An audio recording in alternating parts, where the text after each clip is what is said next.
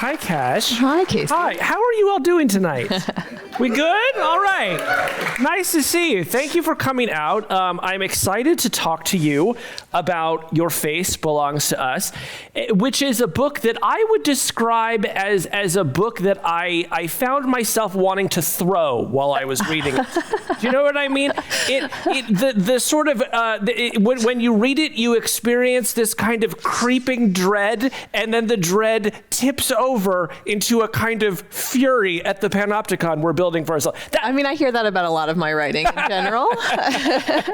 No, it's excellent, and I'm so glad you wrote it, because from the moment that you broke the news around Clearview, it was clear that we just needed to learn a lot more about what was going on. So for those folks who may not have read up on Clearview AI just yet, tell us in a thumbnail, what is it? Yeah, so I think of this book as kind of a heist story about Clearview AI, how they made off with billions of faces from the internet, probably including your own, how they did it, and whether they're going to get away with it. And this is a company, the rare New York tech company. Founders decided to, just collect billions of faces from the web, from social media sites like LinkedIn, Venmo, Facebook, and build a facial recognition app that you can take a photo of somebody, like I would take a photo of you, and it would pull up other places on the internet where your face had appeared. They weren't sure exactly what they were going to do with what they built, but they ended up selling it to police departments and police agencies, and it was being used by thousands of police officers when I first heard about it, and it was all kind of secret and no one realized it was happening. Yeah, and today it continues to be used by police departments, is that right? Yes, there are still many police departments using it. Originally, it was being tested by police officers around the world, but after people found out about the existence of Clearview AI, there were regulators outside of the US, like in Europe, in Canada, in Australia, that investigated Clearview AI and basically kind of kicked the company out of their country. So they're mostly just operating in the US at this point. They have contracts with the Department of Homeland Security, the FBI, and then, just lots of local police departments. Just a classic case of American exceptionalism. We love our tech here. Yeah. You spent a lot of time, probably more time than any other journalist, with the founder of Clearview, Juan Tontat. Tell us about what sort of person he is. Where did he come from, and how did he find his way into the face scraping business? Yeah, so Juan Tontat grew up in Australia. He was kind of one of those classic kids, tech founders who just loved technology from an early age, kind of tinkering around with the computer that his dad brought home from work at 3 or 4 years old. Taught himself to code with free MIT videos that were posted online. In high school and college, got very into Hacker News and was not very excited about computer science classes in college. So actually ended up dropping out at 19 years old and moving from Canberra to San Francisco. This was about 2007. Naval Ravikant, who went on to found AngelsList, they'd met through Y Combinator, and he just said, hey, you should come to San Francisco. Tech is booming here. And so moved to San Francisco, was creating kind of Facebook quizzes and games when Facebook first opened its platform to third-party developers, started making iPhone games when the iPhone was getting big, which is kind of like chasing the latest tech trend. And when he lived in San Francisco, he actually kind of fell in with the liberal crowd. He let his hair grow long, played guitar, hung out with musicians and artists, but ended up around 2015, 2016, falling in with a more conservative crowd. He would later tell me that he was radicalized by the internet. He moved to New York, and that's when Clearview AI what became Clearview AI started coming together. When you say he was radicalized by the internet, what do you mean? So, he doesn't love talking about this period of his life, but just kind of was on Twitter. He started following people who worked for Breitbart, kind of retweeting Milo Yiannopoulos. He met a guy named Charles Johnson, or Chuck Johnson, who if you're in the media world, you definitely know who he is, kind of a conservative provocateur. When you see like his name in print, it's usually accompanied by the words troll, notorious troll. Yeah. Definitely internet troll, liked needling liberals. Yeah. And yeah, I mean, started going around New York, and I would talk to friends of his, and they thought it was a joke at first because he would wear these like big white, like furry coats with a MAGA hat and would go to parties. And this wasn't a really popular thing to be doing in kind of Manhattan and Brooklyn. And they thought it was ironic, but he was very seriously into Trump. And the kind of ideas for Clearview AI really gestated, as I write about in the book, at the Republican National Convention when Trump was being kind of crowned the candidate for the Republican Party. And that's where they met Peter Thiel. Right, who winds up funding, being one of the investors in the company. And I want to talk about the political ideology that gets baked into this thing from the beginning. But one of the things that you write about is the long history of people believing that they can look at your face and tell whether you are a criminal or just sort of learn other things about you. Can you just kind of give us a thumbnail sketch of that and talk about how those ideas wound up getting bandied about by Chuck Johnson and Juan as they were thinking about starting a company together? Yeah, I mean, when they were first planning this startup that they wanted to do together, Charles Johnson also brought in a guy named Richard Schwartz, who was older, who was kind of a New York Politico, had worked with Rudy Giuliani when he was mayor of New York. And they just had these emails that they were passing around. And through my reporting on the book, I got to read a lot of these emails. And they were just like, it was very much a kind of throwing spaghetti at the wall to see what sticks. And their original idea wasn't a facial recognition app. It was an app that you could take a photo of a stranger and kind of learn more about them based on their facial features. And originally they were thinking about whether you could tell from someone's face and their features whether they might be a criminal, how intelligent they are, whether they might be a drug abuser. I mean, really kind of radical ideas going back to like phrenology and physiognomy in the Victorian age. And they talked about doing this with modern computers.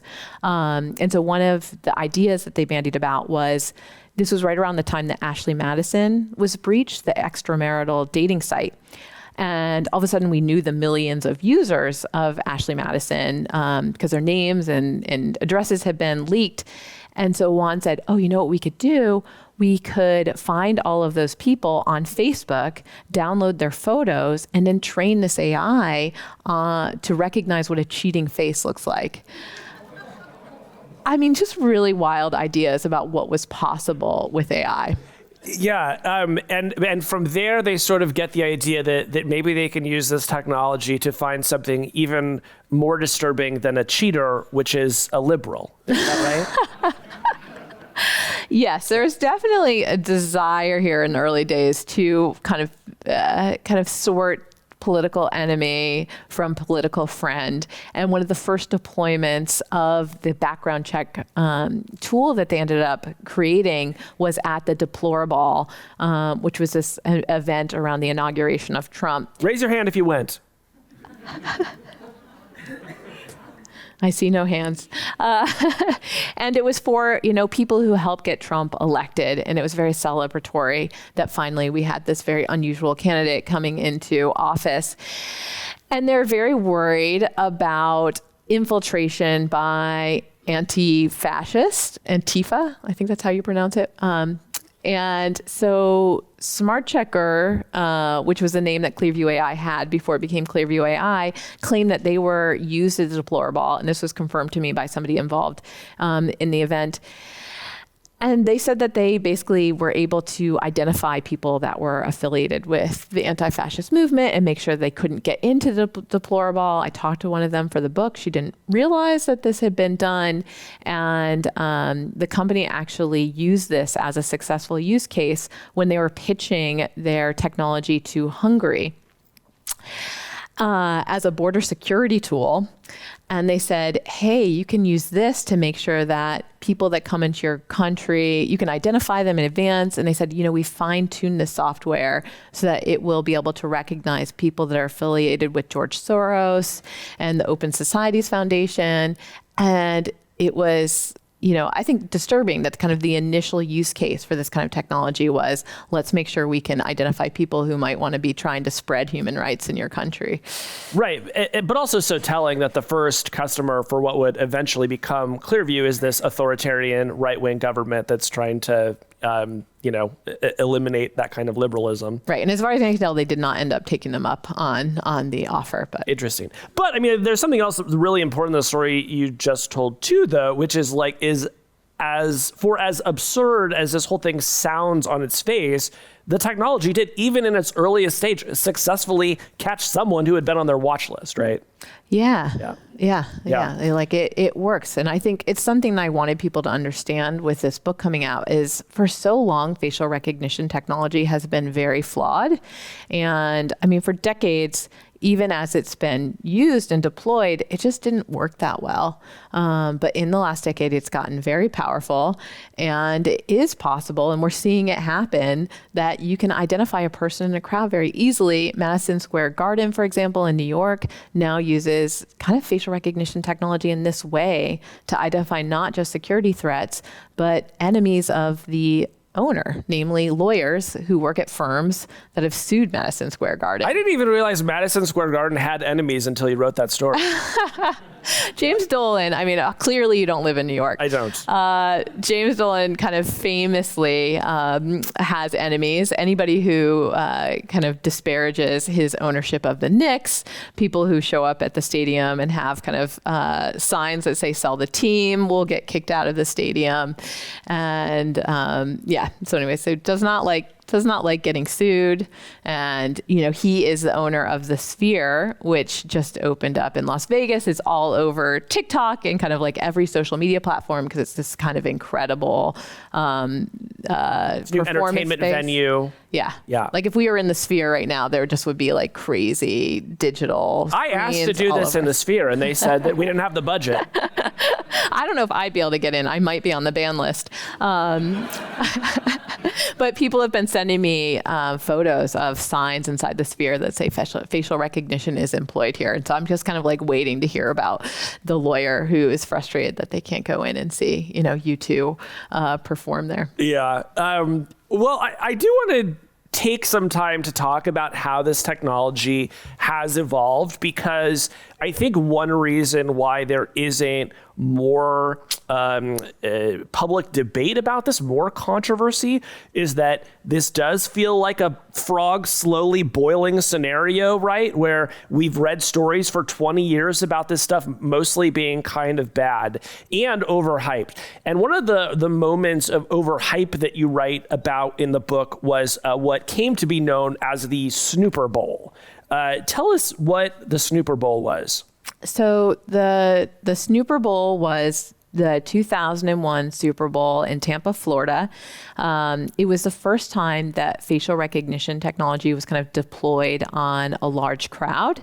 And the 70,000 people who bought tickets to the Super Bowl that year did not realize it was happening. It was I think the day after the event, the technology companies that were involved put out a press release and they said, oh, yay, like nothing bad happened at the Super Bowl. And you have us to thank. We were working in partnership with the Tampa police to identify,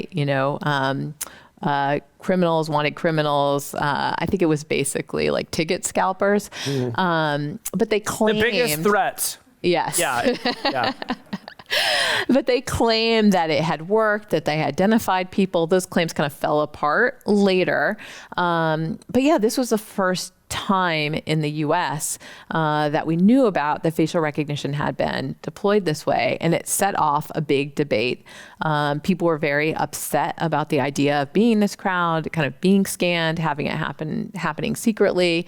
The ACLU kind of came out very strongly against the normalization of this. One of the big things they raised is, does this technology really work? And it was really a bipartisan issue. Dick Armey, very conservative politician, actually put out a joint press release with the ACLU saying this can't happen.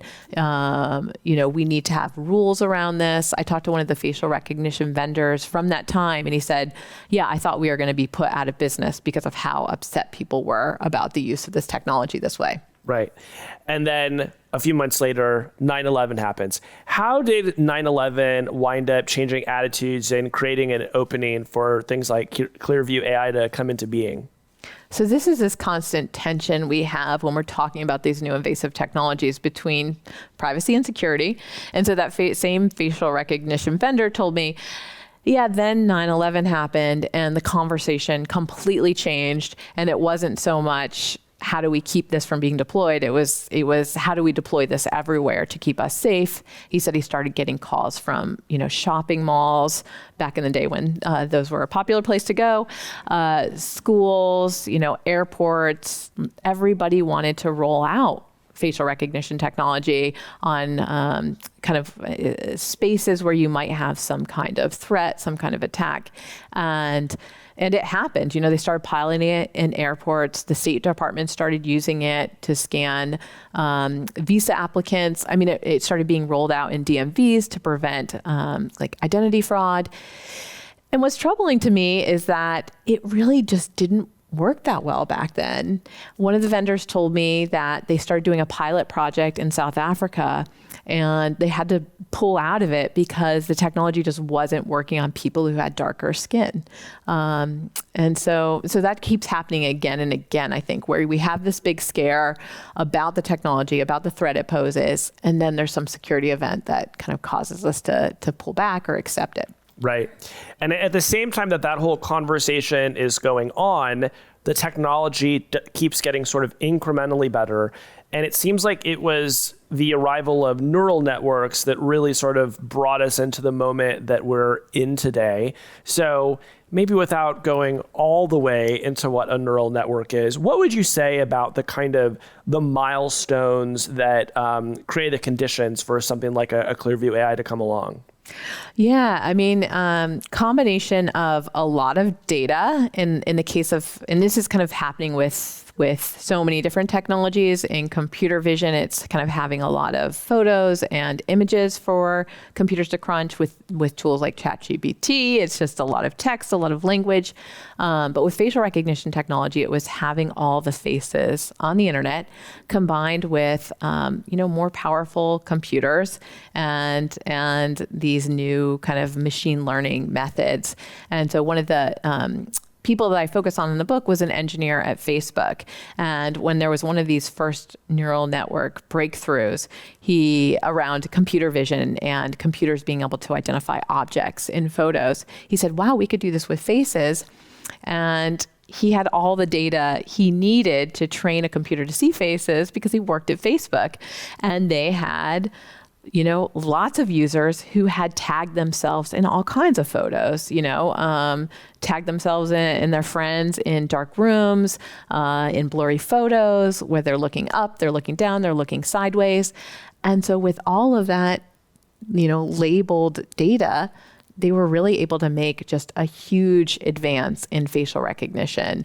And all of a sudden, like in the last 5 years, I guess now, last 10 years, since I've been working on the book for a few years, the computers have gotten just very good at being able to figure out when a face belongs to the same person in all these different photos. Yeah.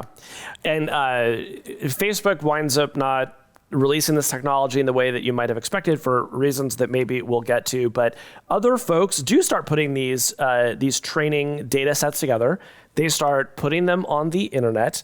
They start making them open source. You have a story in the book about one of these training sets called OpenFace, which is just a bunch of faces that you could create something like Clearview AI with. And I was laughing as I was rereading your book because on GitHub, there was a note in OpenFace that said, please use responsibly.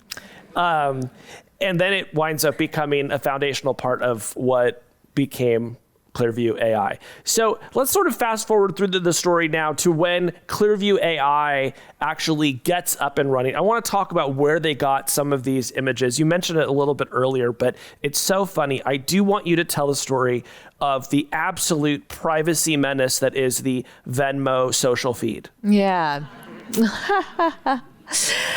So yeah, you kind of sped through it, but yeah. You can slow down. That's just where I want to go.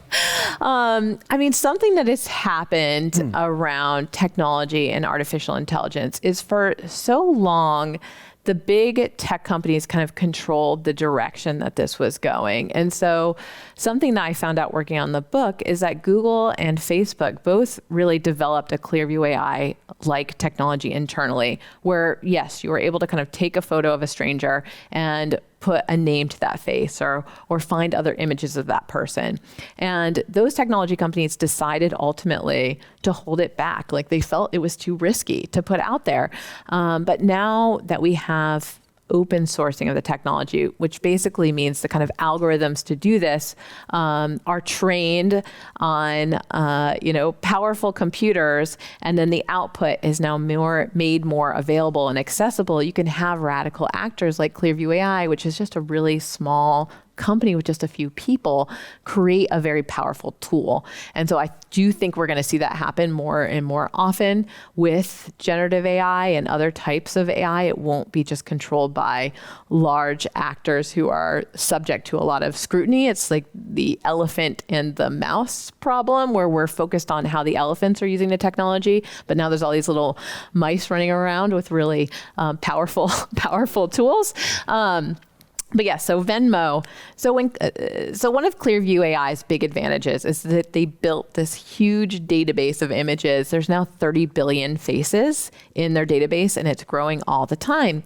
And so I asked Hoan Ton-That, who's one of the technical co-founder, like, how did you get these faces? Like, what is the actual mechanism for downloading it all?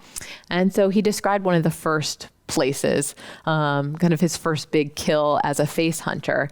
And it was Venmo.com.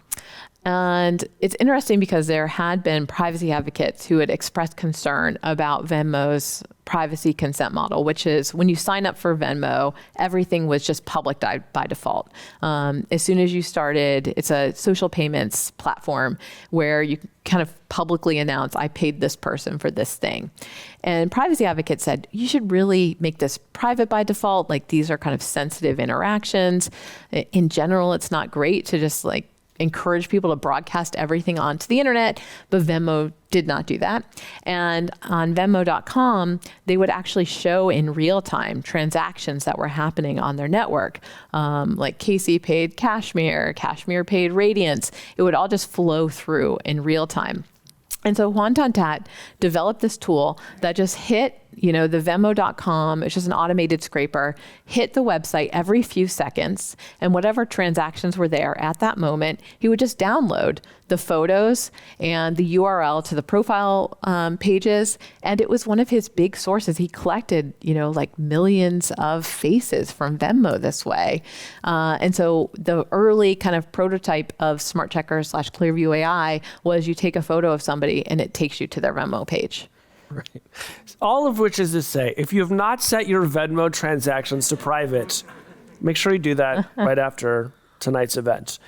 In general, I do think it's just a good idea to make your accounts private by default. And I think this is hard in today's society because there's such a tension right now, kind of a conflict. Like, do I go super public? Do I want to be an influencer? Do I want to like make public TikToks and put it out there and kind of, gather this big following for myself? Or do I want to be private and make sure that my face isn't scraped? Make sure that, some AI company isn't collecting the information I'm putting out there and having it used in some way. And so, yeah, I think for individuals, for parents, like I think about this a lot with posting photos of my children, just whether we should really be trying to protect our information from the kind of public commons of the internet, because it's increasingly becoming a feeding ground for AI companies. Yeah, it can all be weaponized and used against you in ways that maybe haven't even been invented yet, right? I mean, like, there's probably things you're doing on the internet now that will be of great use to someone down the road, and it's, probably something that is covered under their or Sephora send you free makeup. Yeah. And so, yeah. Wait, will that happen? I mean, I think if you become like a TikTok influencer, you get all these brand deals. Sure. So it's a trade-off. Like which version of the internet do you want to choose for yourself? Right. I think, I make media but what I observe about people who become like really, really popular and famous is that like basically no one can withstand scrutiny over a long enough time horizon, right? Everybody steps in it. A lot of people wind up losing their whole livelihoods, which leads me to believe like if you don't have to be super public about what you're doing, like you're probably just better off being more private. But that's an individual choice people have to make. The thing that I'm thinking about just now is you're making me wonder if let's take a step back. So why didn't Google, let's say, lean full on into this? Well, Google had a lot of privacy scandals back in the day, right? Eric Schmidt used to talk about the creepy line, and they tried to keep everything they did on the right side of the creepy line. But then they roll out Google Maps. It becomes a huge scandal in Germany. Just the idea of taking a picture of someone's house and making an address searchable was a huge scandal that sort of took them years to recover from there. For Facebook, just the idea of introducing a newsfeed, just showing you updates that your friends had made and putting those in a list for you, that was a huge scandal for them and made them feel like they might lose the company. So they had a lot of scar tissue around doing stuff like this, and you could understand why doing face search would have just been like a nuclear bomb if they'd done that. At the same time, I wonder if it isn't a tragedy that they didn't try, because had they done that, the resulting backlash might have actually gotten us the national privacy law that we still have never gotten. So I just wonder what you think might have happened. In the alternate future where they had pursued that, would we maybe be better off? I mean, I still think a national privacy law could happen. Clearview AI may be what helps push us in that direction. I mean, I don't think that Facebook, now Meta, has given up on the dream of kind of releasing some kind of face search product. They are still talking about it. Andrew Bosworth, the CTO of Facebook, said a couple years back in 2021 that they're working on the augmented reality glasses, which could potentially have AI in them to be able to kind of process what you're seeing in real time. And he has said he would love to put facial recognition capabilities in those glasses. And there was this private meeting where an internal meeting that got recorded. And one of the employees asked, well, if we did that, what would that look like? Would people be able to opt out of having their face searched? And he said, we're still debating this. Society is debating this. We're not sure if it would be legal, because there are places like Illinois that have laws around you're not supposed to process people's face prints without consent. And he's like, but I think this would be great. You could go to a cocktail party wearing our glasses, and when you see that person that you have met 5 times, and you should definitely know their name, our glasses could tell you who they are. That would be really great. We could put a little name tag on everybody.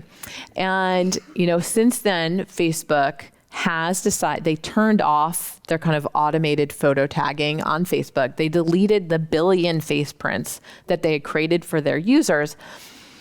But everyone I talk to there says, we still talk about this. At any point we could turn our algorithm back on and recreate these face prints. And I do think there is a possible future in which Facebook does release these augmented reality glasses, and maybe it's finally the smart glasses that people actually will not be embarrassed to wear.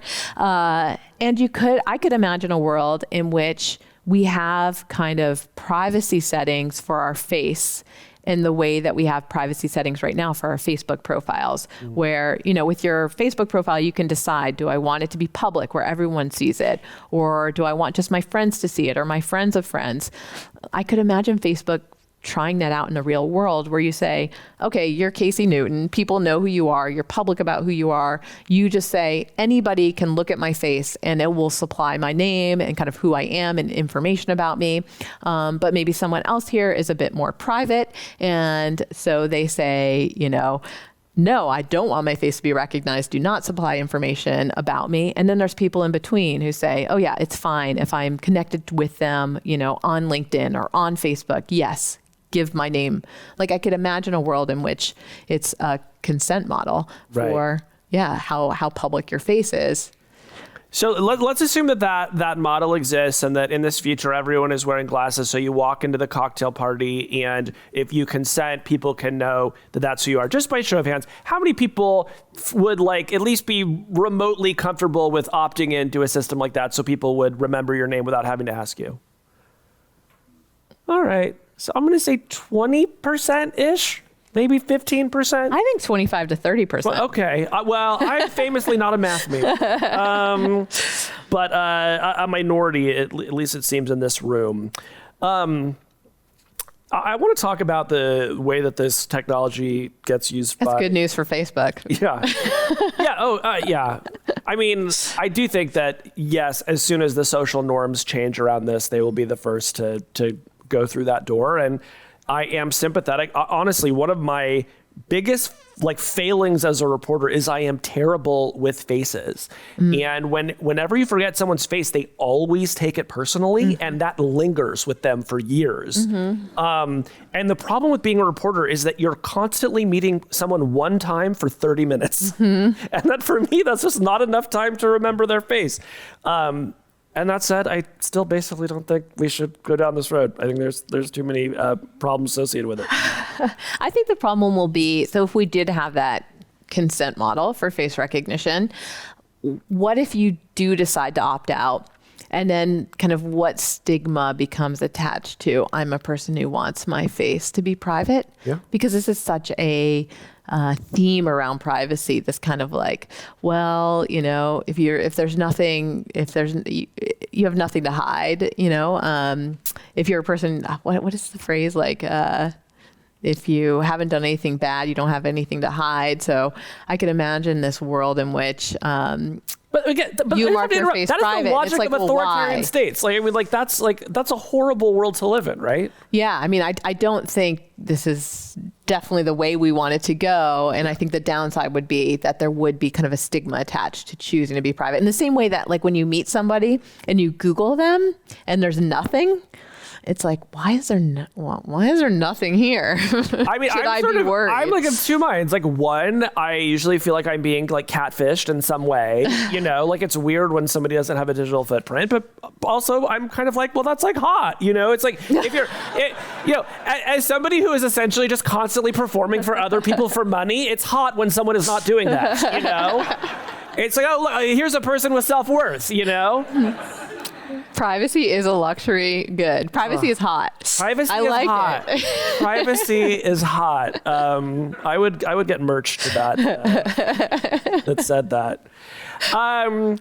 Yeah, one of the things interesting about this is that while Juan and his friends are building this nightmare, the government, which has a vested interest in being able to just, point a scanner at people and know who they are, has not been building this. You write in your book that the FBI, when you were writing about this, had only 36 million faces at their disposal, while Clearview had 1 billion by the end of 2018, and you just said that now they have a lot more. So why was the government slow to act here? Yeah, I mean, I think so. I definitely tracked this in the book. And I think the government knows that facial recognition technology makes people uncomfortable. And so when the FBI was first building a kind of national database of faces, they said, we're only going to put criminals in it because we're all comfortable with criminals not having any privacy. And so at first, the databases that the government were using were just mugshots. There was this one congressional hearing where there was a sheriff from, I think, Alabama, and he said, we're not interested in normal people. We're just talking about criminal faces. And a few years later, all of a sudden, the state databases are starting to include driver's license photos from normal people. And so you see this kind of creep happening. But nothing like what Clearview AI did, just scraping the internet of everybody's photos. I mean, including children. There's children in the Clearview AI database, which is, I've heard from child crime investigators, is very useful. They really like Clearview AI because they can sometimes identify unknown victims. But I think that, if the government had done what Clearview AI had done, people would be really upset. Like, it would kind of violate our sense of what's a reasonable search and seizure. I think it would be too massive a database, and there would be a big blowback. And this is something I hear a lot from privacy activists and privacy advocates, that we're increasingly seeing a kind of privatized surveillance state where you have companies like Clearview AI that do something that would be unconstitutional or face a lot of blowback if the government built it. Same thing with a lot of location vendors that are kind of collecting information about your movements from your smartphones, creating these databases where you can kind of see where somebody has been for the last 30 days, 3 months, 6 months, and are increasingly selling that information to the government. And yeah, it allows them to kind of circumvent activities that would usually require a warrant or judicial scrutiny. And it is uncomfortable that these kind of huge databases are being created that are just, they're not getting the same kind of public scrutiny kind of sense of, is this legal, because they're just selling it. Absolutely. And if you're listening at home, this is the portion of the conversation where I started drinking. Yeah. I don't honestly understand why something that would be considered an unreasonable search and seizure, if the police were doing it of their own accord, magically becomes okay because they paid Wonton Tat to do it. What? Like, how? Oh gosh, so you're asking me to tap into the legal scholar that I'm not. I mean, kind of gets complicated, but basically kind of the way that privacy works in the United States is if I know something about, a criminal activity, I can just kind of volunteer it. But if the government wants to get it, they need to get a warrant to get that information. And so and this has come up in Supreme Court rulings. Sonia Sotomayor has talked about this, that she's uncomfortable with what's called the third-party consent doctrine, and would like to see kind of more constitutional protections created around this private data, because there's so much that's happening now. It's so easy to gather information about us, whether it's kind of satellites that are overhead that are just like looking down on cities, to location tracking, to our faces.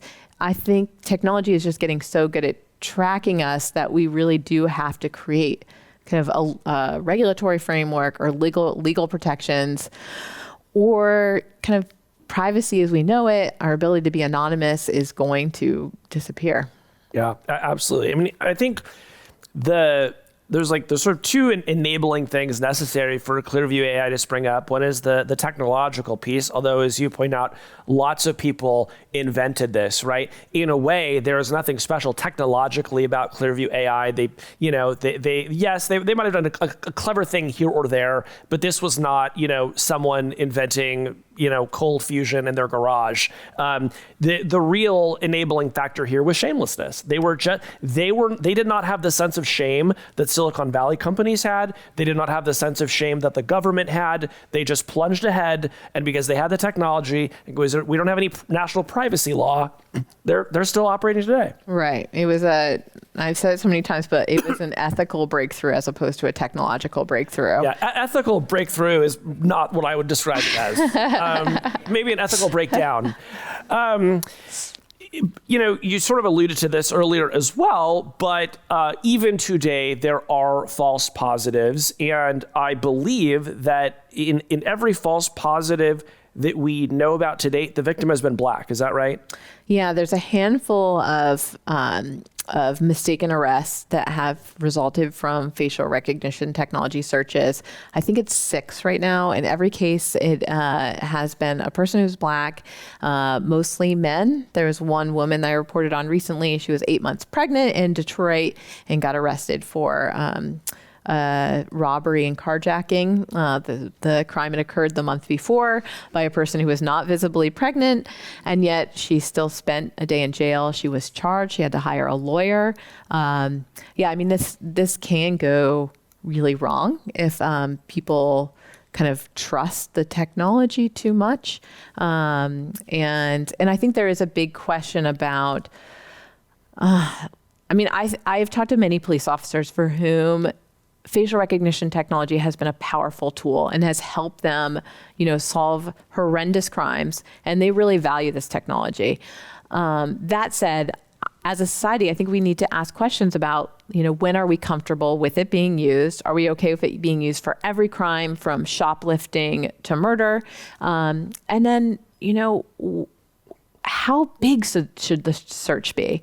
If this happened, if essentially a shoplifting crime happens in New Orleans, should police be turning to a database of 30 billion faces to find that person? And if they do, things can go wrong. We aren't all super unique individuals. Sometimes we look like other people. This happened in New Orleans, and police turned to Clearview AI, and one of the hits was a man who lived in Georgia. And when police went to his Facebook profile, they saw he had a lot of friends in New Orleans. And so they thought he must be the responsible person. So they sent a warrant for his arrest to authorities in Georgia with a request for extradition. So he got picked up while he was driving to his mom's house the day after Thanksgiving, and ended up spending a week in jail waiting for the authorities to extradite him. Meanwhile, he's never been to Louisiana before. He said, "I'm not the person you're looking for." And so, this technology can be powerful, but if it's not kind of used responsibly, paired with responsible investigations, you can have it go really wrong for people. And it tends to go wrong for, as we've seen in the past, for Black people because of over-policing. So I think that is really something we need to be debating as a society right now. When we use this and how. Yeah.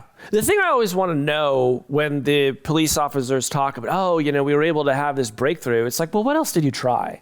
I understand that if you can just sort of mash your fist on a keyboard 3 times and you get a face, that's like very exciting for you. But if it comes at the cost of like the privacy of the entire country, that doesn't seem like a great trade-off to me.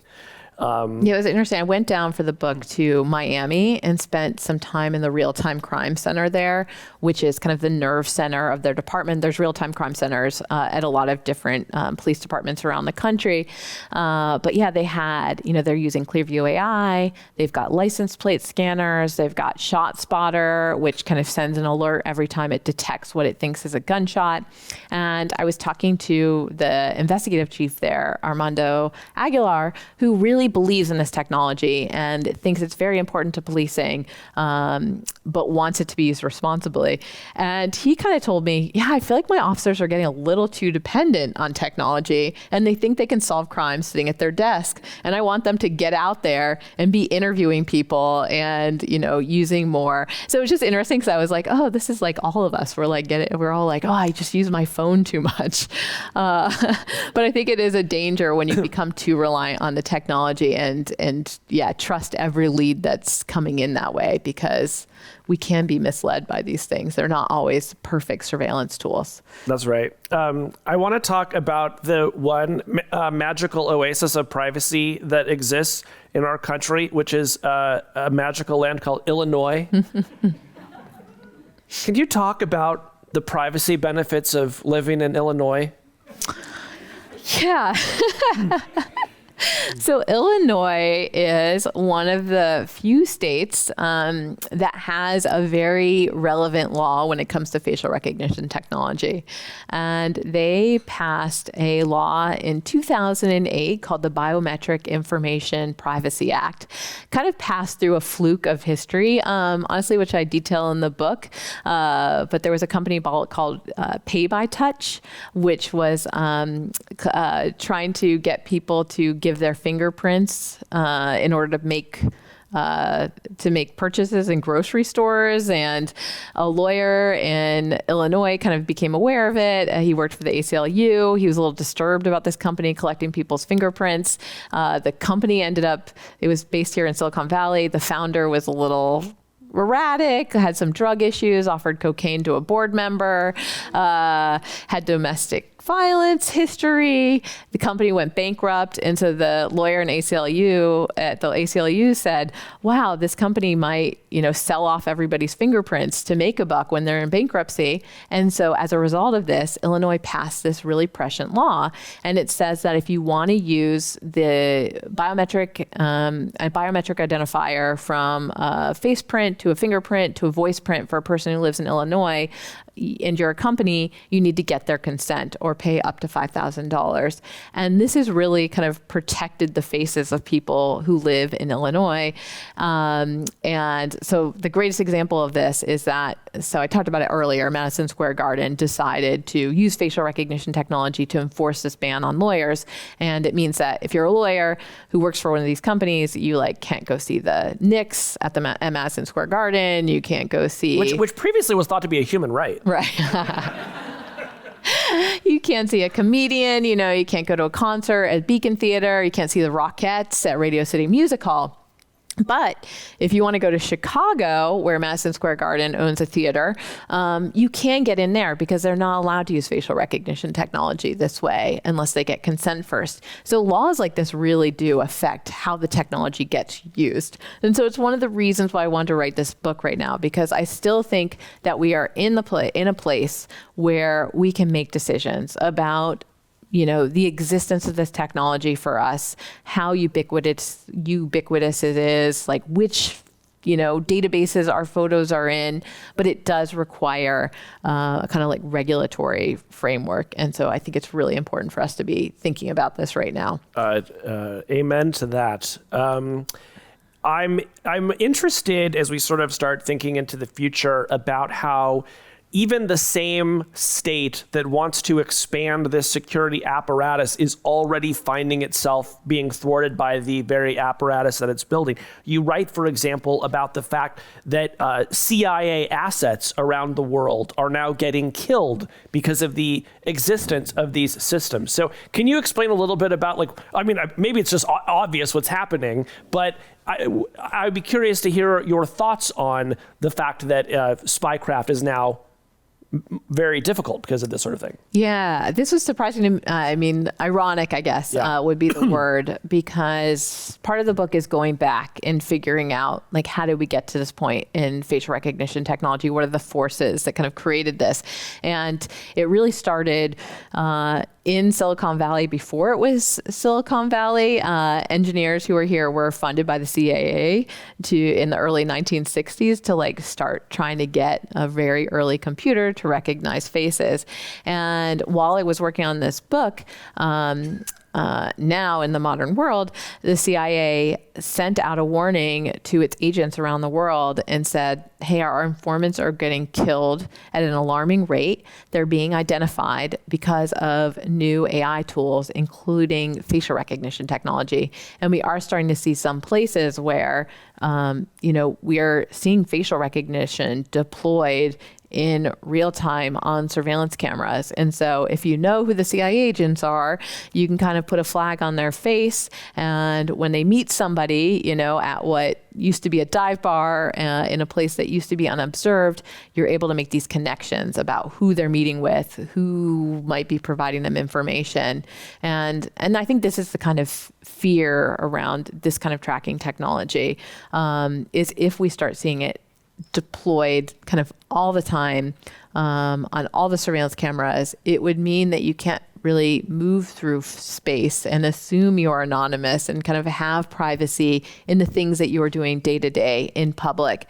So already the government is kind of worried about how this could come back to bite them outside of the US, where things have really progressed faster than here when it comes to facial recognition technology. Yeah, just as an aside, I've been watching the show Slow Horses on Apple TV Plus. Have you seen this one? No, I haven't. It's a spy drama. It's very fun. I'm enjoying it. But, as things happen in London, and I won't spoil it, but as things happen, everyone, all of the spies are like, we'll just pull up the CCTV and they can just sort of immediately, track people's faces all across the city. I realize it's fiction, but my understanding of the sort of CCTV situation in London is that it is extensive and they basically can find you anywhere. Well, one thing that is kind of privacy protective is that all of these CCTV cameras were installed 2 decades ago when the cameras were pretty bad and the footage is pretty grainy, and they put everything up high, which is not a great way to get people's faces. You want it to be at eye level with them, which is how China installed the cameras, because they put cameras in later than the rest of us.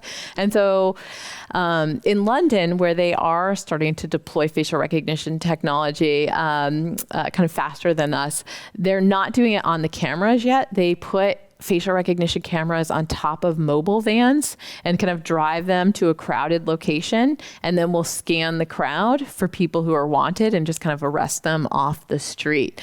So right now we're kind of protected by the old infrastructure, and I do think that gives us time to decide what we want this to look like, basically before they put in the new shiny cameras.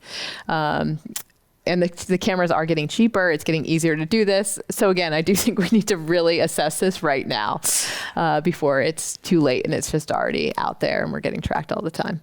Absolutely. You mentioned China. I think the single most dystopian thing in your entire book, at least in the sense of what dark future do I think we actually probably will just be living in soon, is the concept of the red list. Can you tell us about the red list?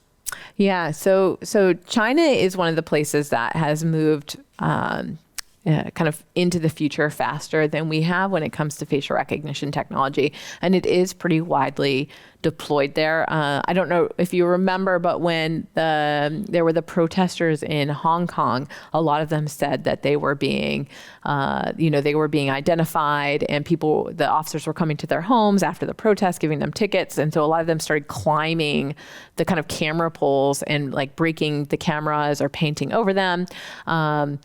In China, facial recognition technology is used to kind of automatically give people tickets for jaywalking. It's been used to name and publicly shame people who wear pajamas in public. Has been used to suppress dissent. Human rights abuses, monitoring the Uyghur Muslim population there. But there are some, people who are alarmed by the kind of ubiquity of facial recognition technology. And that's the people in power who realize that they too can be tracked. And so now China has red list. And if you are a person in power who doesn't want to be seen by the camera, you can be put on this list where you are exempt. And so you are invisible to the cameras that are tracking everybody else. And it is true. I mean, what we were talking about earlier, it's privacy as a luxury good. Some people get exempted out of being tracked. And I actually heard that about some of the investors in Clearview AI. One person told me that she was talking to an investor, and they said the reason that they invested in Clearview AI is they want to make sure that they could get their face and the faces of their friends taken out of the database. Although I don't know if this is true, but like in the days of phone books, I believe it did cost more to not be in the phone book than to be in the phone. Yeah, you had to pay to be taken out, right? I think that's what I recall from sort of always my youth. But it just seems to me, it's like, well, if you're building a massive surveillance apparatus and then like as soon as it's built, the first thing you need to do is to like remove yourself from the apparatus so that it doesn't like crush you and your family. Like maybe just don't build a giant surveillance apparatus, unless you plan on using it as a tool of oppression, which like from the start of this company, it has been what it was about, right? Is selling it to Hungary. Anyway, it's been a fun evening. No, we're gonna get to some of your questions here in a minute, but I guess maybe the last question I had for you before we get to reader questions, something I'm sincerely curious about is like, you clearly learned so much over the course of writing your book. I just wonder if there were any particular ways where your views on all of this change, or like how did your thinking about the world we're building evolved as you learned more and wrote your book? I mean, I do think, I hear a lot from people who are building these technologies, like the cat is out of the bag, you can't uninvent the tech, we just kind of need to accept the world now that technology has brought to us. And there are downsides, but you'll get used to it.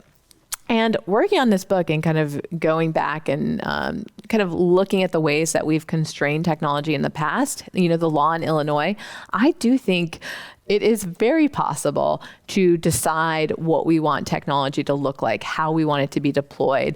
One of my favorite examples came from Jay Stanley at the ACLU, and he said, we've been in this place in the past during a time in the United States when small recording devices were getting manufactured and were ubiquitous. And I think we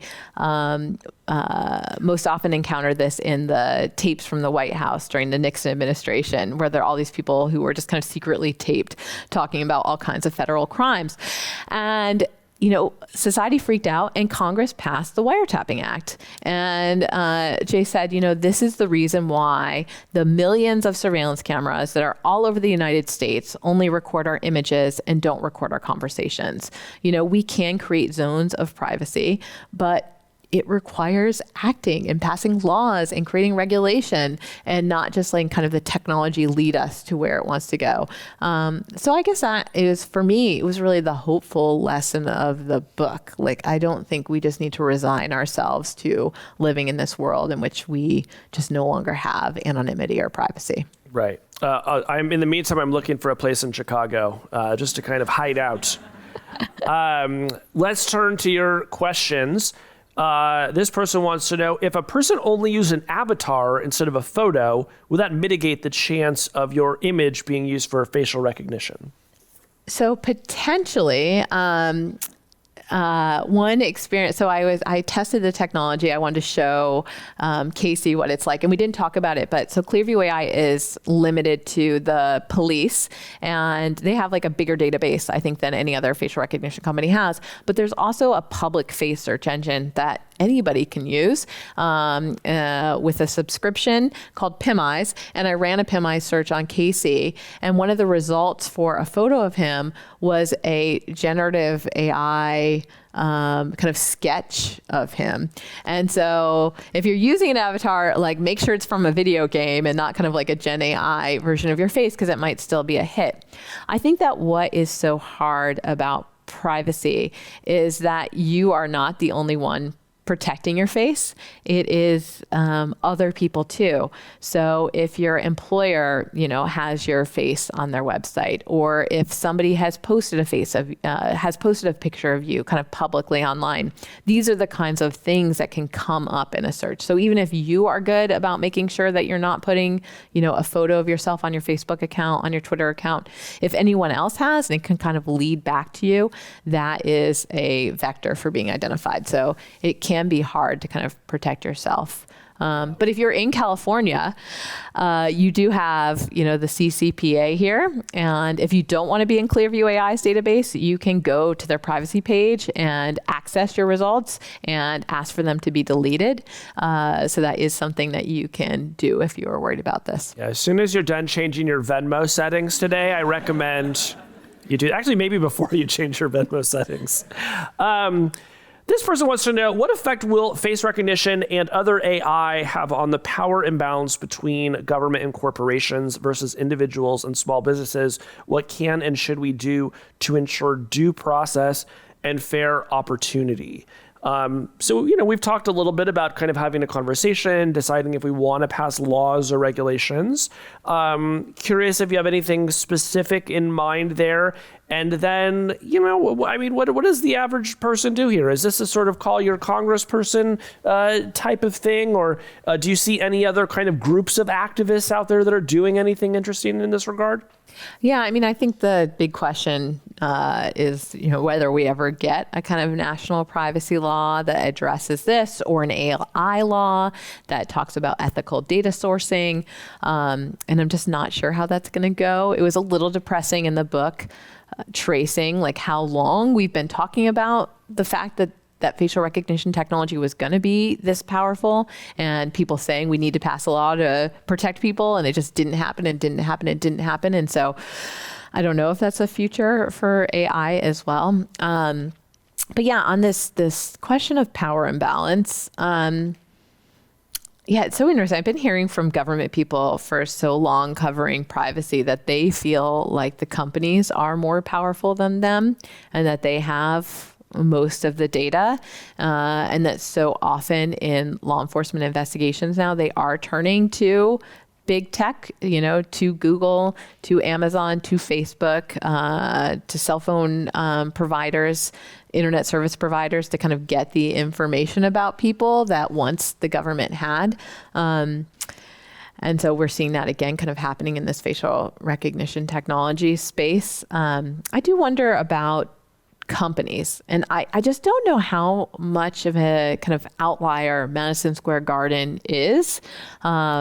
James Dolan is, he is kind of an unusual billionaire, like has grudges, but I am wondering whether other companies or businesses would do something like this. And I could definitely imagine a world in which companies get upset about getting a bad Google review or a Yelp review. And these things are often tied to people's identities. And what if they start making kind of just ban lists, not just for shoplifters, but for people who have been mean to them online. And if you leave them a bad review, the next time you try to go in, they're like, you are not welcome here. And there really isn't anything to protect you against that. Discrimination laws are based on protected characteristics. Yeah, protected classes, your ethnicity, your gender, disabilities, but not your right to exercise your annoyance that your food delivery was late. And so, yeah, I just wonder if we'll start seeing it kind of weaponized in that way. And I've certainly seen that in the past in other realms, where companies do get upset and try to control what their reputation is online. So I do wonder about that kind of imbalance that may happen, where companies are using our faces not just to kind of target us with the Minority Report style, you're running through the mall and there's a Guinness ad flashing up, but yeah, trying to punish us if they're not happy about what we've written about them or what our political inclinations are or whatever else can kind of be gleaned about us from our online dossiers. Yeah. I mean, I feel like definitely they will do that. It's like if the tool exists and they can, they will. Just a few minutes left. This person wants to know, now that the book is out, is there a story or interview that you wish you could have included? Books take a long time to come together, and I'm sure many developments on this front have already occurred, maybe even since it published. So does anything sort of stand out as oh, wow, if I were writing the afterword today, I would definitely want to put this in there? I really wanted to travel to Russia and to China as part of my reporting for the book.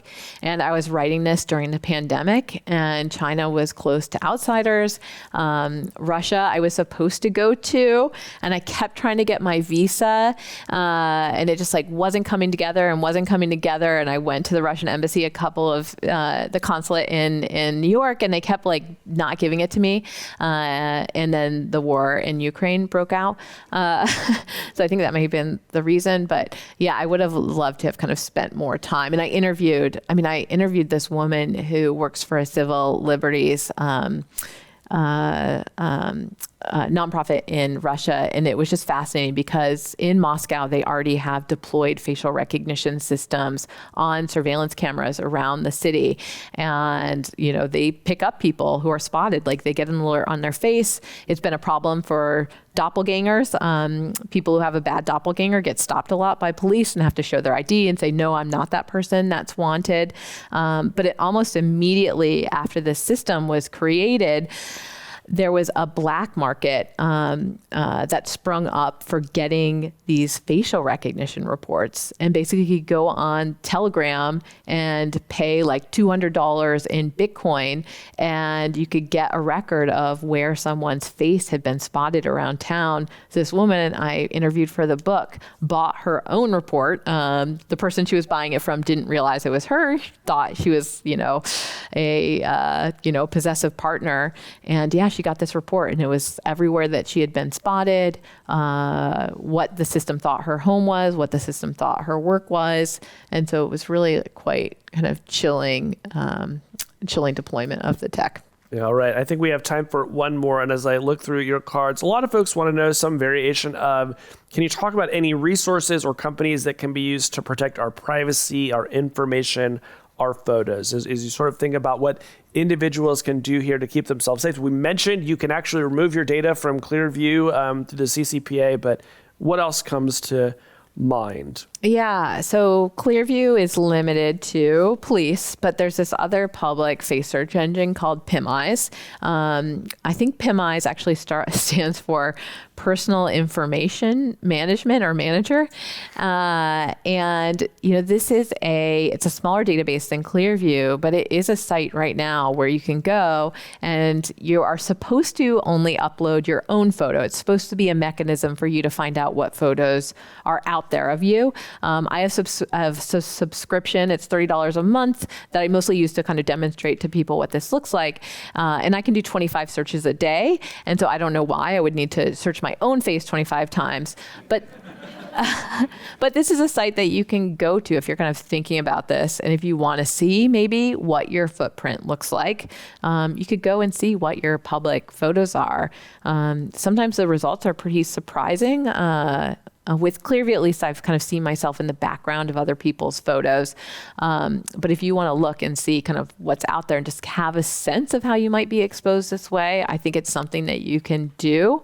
And PimEyes does allow you to opt out of results. And so you can ask to have some of those pictures removed. Where I feel kind of uncomfortable recommending using the service is that it's this random company. The person who owns it lives in the country of Georgia. PimEyes is headquartered in the United Arab Emirates, and they have legal services from an outfit in the Caribbean. So it's not like the greatest kind of corporate infrastructure, and definitely presents problems for governance. But it is something, if you kind of want to see what this is like and have a sense of, what a search like this looks like, it's something that you can do. Platformer actually has the exact same legal structure as that, so I resent the implication. That is unfortunately all the time we have here. I would like to thank Jackson Square Partners, the Ken and Jacqueline Broad Family Fund, and the Commonwealth Club. And if you liked this event and you'd like to support the Commonwealth Club or learn more about more events, you can go to commonwealthclub.org/events. Kashmir Hill, thank you and congratulations on your wonderful book. Thank you. Thank you so much for having me here. Thanks, everybody. You're an amazing audience.